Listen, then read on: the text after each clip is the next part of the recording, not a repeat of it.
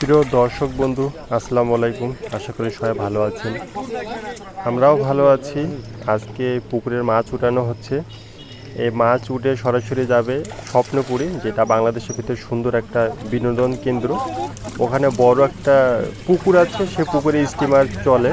সেই স্টিমার চললে আবার 60 টাকা করে দিতে হয়। আমিও সেখানে গিয়েছিলাম। এই মাছগুলো সেখানে যাবে।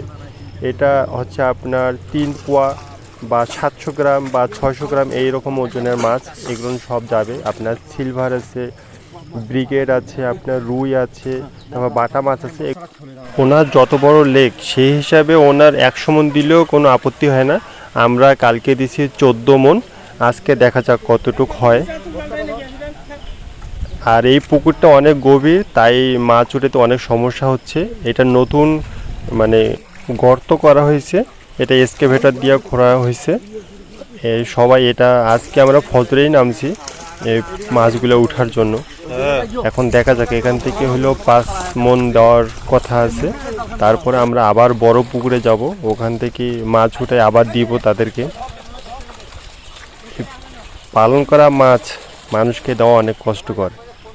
এগুলো অনেক কষ্ট করে দিন রাত 24 ঘন্টা পুকুর পাড়ে থেকে এই মাছগুলা পালন করা হয়।